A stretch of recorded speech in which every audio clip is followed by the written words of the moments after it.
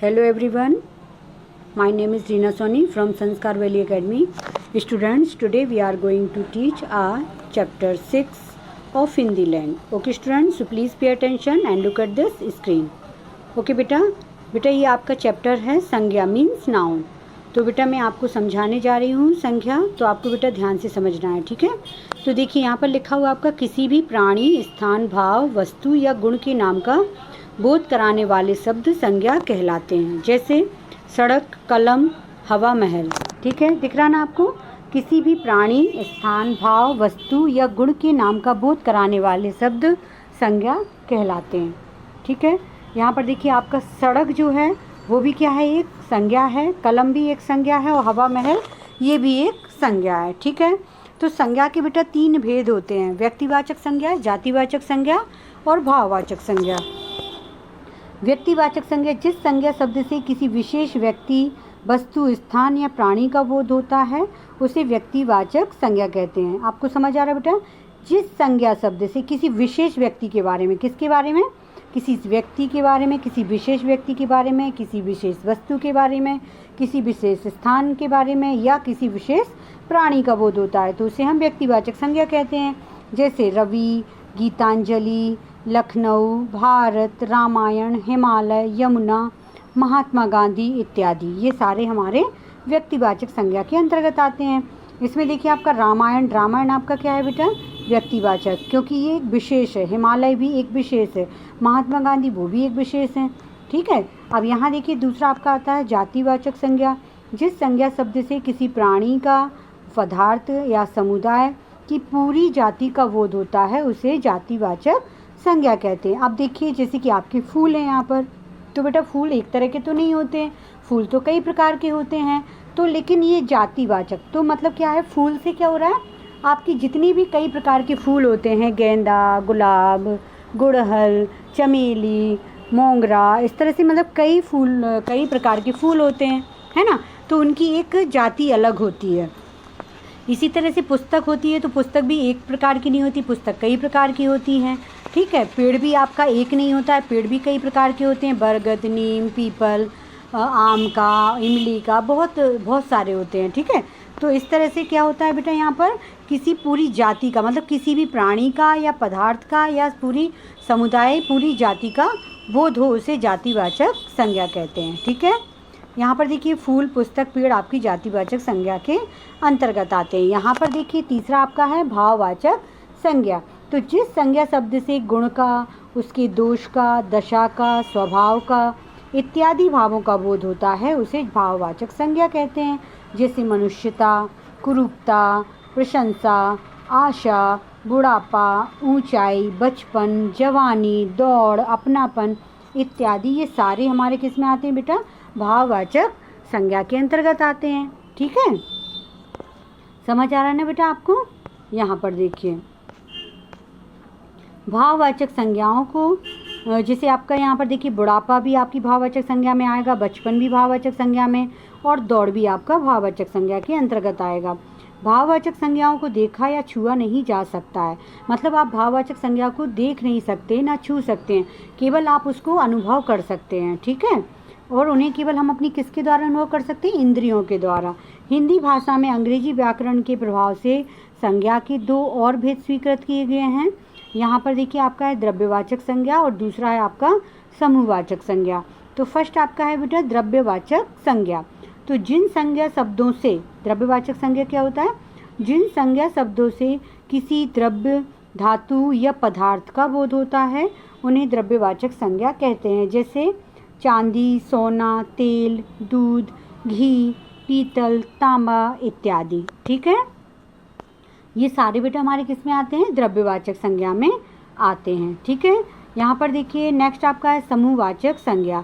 तो जिन संज्ञा शब्दों से एक ही जाति के व्यक्तियों या वस्तुओं के समूह का बोध होता है उसे हम समूहवाचक संज्ञा कहते हैं. जैसे कि झुंड में देखिए बेटा जैसे बकरी का झुंड होता है, भेड़ों का झुंड होता है, तो इस तरह की जो झुंड होते हैं उन्हीं को हम बोलते हैं समूहवाचक संज्ञा. जैसे परिवार, अब परिवार में बेटा एक व्यक्ति तो होता नहीं है, परिवार आपका किससे बनता है, जब उसमें बहुत सारे आपके व्यक्ति होते हैं, जैसे मम्मी, पापा, भाई, बहन, दादा दादी, तो क्या बन जाता है, एक हमारा परिवार बन जाता है।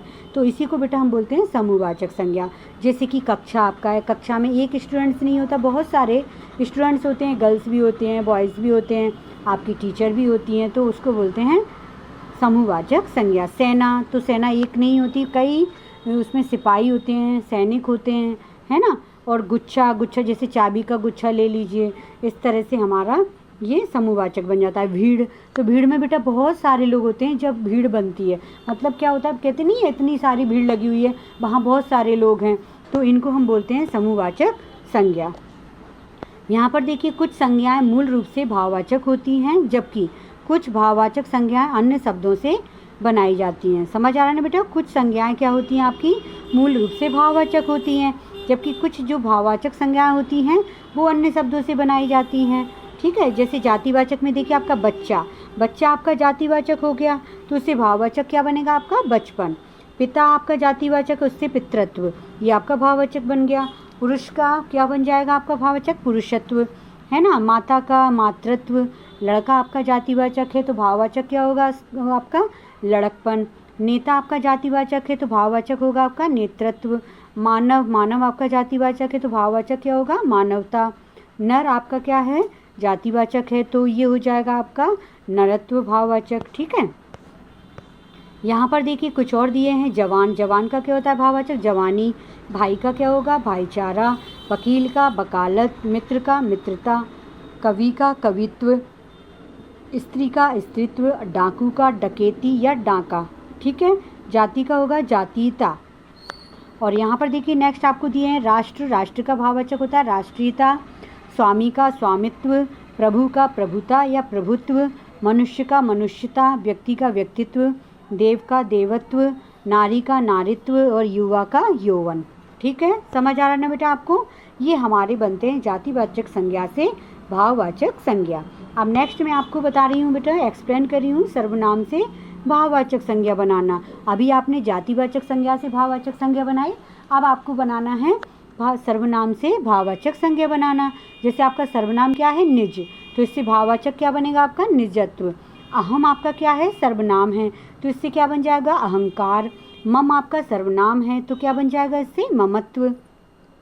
इसी प्रकार आपका पराया सर्वनाम है तो क्या बन जाएगा परायापन।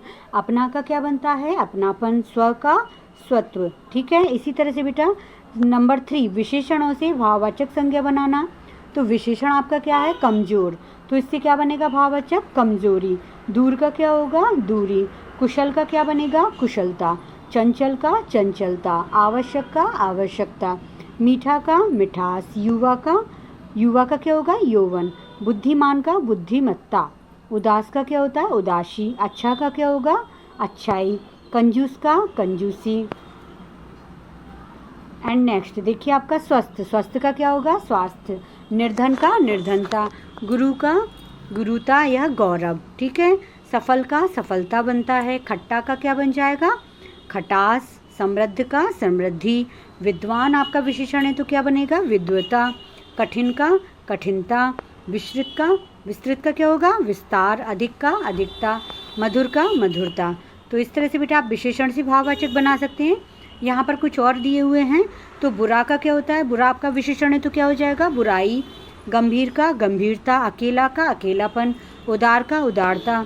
इसी तरह से विशेषण आपका होगा हरा, हरा से भाववाचक हरियाली। आधुनिक का आधुनिकता। कृत्रिम का कृत्रिमता। अनुकूल का अनुकूलता। ठीक है, अब यहाँ पर देखिए आपका अव्यय से भाववाचक संज्ञा बनाना। तो अव्यय क्या होगा आपका निकट, निकट से क्या बनेगा भाववाचक निकटता। मना का क्या होगा मनाही। ऊपर का ऊपरी। अव्यय देखिए आपका अव्यय देखिए यहाँ पर क्या है धिक, तो इससे क्या हो जाएगा आपका धिक्कार। वाह का क्या होगा वाह वाही। गहरा का क्या होगा गहराई। इसी तरह से हमारे बेटा कुछ अव्यय हैं जिससे आप भाववाचक संज्ञा बना सकते हैं। अब यहाँ पर नेक्स्ट देखिए आपकी क्रियाएं। तो क्रियाओं से भी बेटा भाववाचक संज्ञाएं बनती हैं, जैसे कि पीटना। पीटना आपकी क्रिया, इससे क्या बनेगा पिटाई। छोड़ना का क्या होगा छूट। फैलना का फैलाव। बुनना का बुनाई। मिलाना का मिलावट। धमकाना का धमकी। और खुदना का खुदाई। लेना देना लेन देन। बहना का क्या होगा बहाव। दौड़ना का दौड़। ठीक है, इसी तरह क्रिया देखिए आपकी बचाना। तो बचाना से क्या बनेगी आपकी भाववाचक? बचाव। उड़ना का क्या होगा? उड़ान। गिरना का गिरावट। चुनना का चुनाव। पूजना का पूजा। सजाना का सजावट। कमाना का कमाई। भागना दौड़ना क्या होगा? भगदड़। जलना का जलन। और खाना पीना का क्या होगा? खान पान। ठीक है, समझ आया ना बेटा आपको? ये जो आपकी क्रिया थी इनसे भी आपका बन जाता है भाववाचक संज्ञा। ठीक है, यहाँ पर देखिए आपका पाठ का सार क्या है? किसी भी प्राणी, स्थान, भाव, वस्तु या गुण के नाम का बोध कराने वाले शब्द संज्ञा कहलाते हैं। संज्ञा के 3 भेद होते हैं: व्यक्तिवाचक संज्ञा, जातिवाचक संज्ञा और भाववाचक संज्ञा। जिस संज्ञा शब्द से किसी विशेष व्यक्ति, वस्तु, स्थान या प्राणी का बोध हो उसे व्यक्तिवाचक संज्ञा कहते हैं, और जिस संज्ञा शब्द से किसी प्राणी, पदार्थ या समुदाय की पूरी जाति का बोध होता है उसे हम जातिवाचक संज्ञा कहते हैं। ठीक है, समझ आ रहा है ना बेटा आपको? यहाँ पर देखिए हिंदी भाषा में अंग्रेजी व्याकरण के प्रभाव से संज्ञा के 2 और भेद स्वीकृत कर लिए गए हैं, जिसको बोलते हैं द्रव्यवाचक संज्ञा और समूहवाचक संज्ञा। ठीक है, समझ आया बेटा? कुछ संज्ञाएं मूल रूप से भाववाचक होती हैं, जबकि कुछ भाववाचक संज्ञाएं अन्य शब्दों से बनाई जाती हैं। ठीक है, यहाँ पर देखिए बेटा ये आपका सही विकल्प है, ये जो आपको यहाँ पर इसको बुक में फिल करना है कि संज्ञा के कितने भेद होते हैं। अगर संज्ञा के 3 भेद होते हैं तो आप 3 पर टिक करिएगा। ताजमहल सफ़ेद संगमरमर का बना होता है, तो इसमें ताजमहल क्या है? आपका व्यक्तिवाचक संज्ञा है, तो इस पर आप व्यक्तिवाचक पर टिक करिए। उड़ना की भाववाचक संज्ञा उड़ान होती है, तो उड़ान पर टिक करिए। मीठा की भाववाचक संज्ञा मिठास होती है। ठीक है, उदास की भाववाचक संज्ञा उदासी, तो इस पर बेटा आप टिक करते जाइए। इनके क्वेश्चन आंसर बेटा मैंने इसको PDF में राइट किया हुआ है, तो आप लोग इसको कंप्लीट करिएगा। गा नंबर में है आपका दिए गए वाक्यों में संज्ञा शब्दों को रेखांकित कीजिए तथा उनके भेदों के नाम लिखिए। तो यहाँ पर देखिए आपका पहला है बचपन में हम लोग खूब खेलते थे, तो बचपन आपका क्या है बेटा? एक संज्ञा है। ठीक है, और ये आपको पता है कि बचपन क्या है? एक भाववाचक संज्ञा है, तो यहाँ पर आप भाववाचक संज्ञा लिखेंगे। ठीक है, हिमालय ऊंचा और लंबा है, तो हिमालय आपका क्या है? व्यक्तिवाचक संज्ञा है। तुम बहुत कंजूसी करते हो, तो कंजूसी आपका क्या हो जाएगा?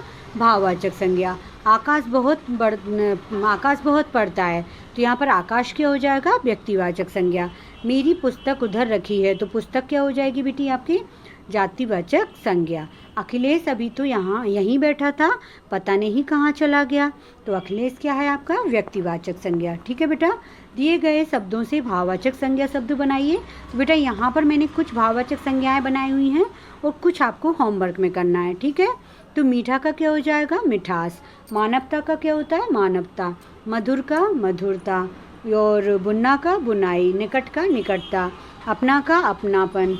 और ये जो आपको मैंने देखिए खाली छोड़े हुए हैं, ये आपको करना है, आपकी सारी बुक में है, बस आपको उसमें से राइट करना है। ठीक है, दिए गए वाक्यों में संज्ञा शब्दों पर गोला लगाइए। तो यहाँ पर बेटा जो भी संज्ञा शब्द है उन पर आपको गोला लगाना है। तो मेरे परिवार में 4 सदस्य हैं, तो परिवार क्या है? आपका एक संज्ञा है, मतलब एक समूह बन गया ना। मेरी चांदी की अंगूठी खो गई है, तो यहाँ पर भी ये क्या है बेटा? आपकी संज्ञा है, चांदी और अंगूठी। सड़क पर बहुत भीड़ जमा है, तो सड़क भी आपकी एक संज्ञा है और भीड़ भी आपकी एक संज्ञा है। मुझे कुछ रुपयों की आवश्यकता है, तो यहाँ पर रुपयों क्या है? आपका एक संज्ञा है और आवश्यकता भी एक संज्ञा है। दादी जी पूजा कर रही हैं, तो दादी क्या है? आपका संज्ञा है। रात बहुत हो चुकी, अब सो जाओ, तो रात क्या है? आपकी संज्ञा है। लोगों को अपनी वस्तुओं से बहुत ममत्व होता है, तो ममत्व भी आपकी संज्ञा है, वस्तुओं भी आपकी संज्ञा है और लोगों भी आपकी संज्ञा है। ठीक है, इसको बेटा आपको कंप्लीट करना है। यह भी करें जो है किसी कहानी का आप एक अनुच्छेद पढ़िए और उसमें संज्ञा शब्दों को रेखांकित कीजिए, फिर उन शब्दों को अपनी अभ्यास पुस्तिका पर लिखकर संज्ञा भेद का नाम लिखिए। ठीक है, समझ आ रहा है ना बेटा आपको? ये जो आपका चैप्टर 7 है, तो इसको देखिए, चैप्टर 6 है आपका। तो इसका देखिए बेटा मैंने क्वेश्चन आंसर राइट किए हुए हैं। इस तरह से बेटा आपको भी अपनी नोटबुक में इसको राइट करना है कि संज्ञा के कितने भेद होते हैं। संज्ञा की परिभाषा लिखिए। व्यक्तिवाचक संज्ञा से आप क्या समझते हैं? किन संख्याओं को देखा या छुआ नहीं जा सकता है। ठीक है, अब हिंदी भाषा में अंग्रेजी व्याकरण से स्वीकृत किए गए संज्ञा के अन्य 2 भेद कौन से हैं, वो आप इसमें राइट करेंगे। देखिए मैंने राइट किया हुआ है, तो बेटा इसको आप क्या करेंगे? ये तो आपको प्रश्नोत्तर को आपको आपकी जो नोटबुक है हिंदी लैंग्वेज की उसमें राइट करिएगा, और जो एक्सरसाइज है वो आप बुक में फिल कर लीजिएगा। ठीक है, समझ आ रहा है ना बेटा आपको? ओके, तो आई होप आपको ये चैप्टर अच्छे से समझ आ गया होगा. So that's all for today and take care बेटा. बाय.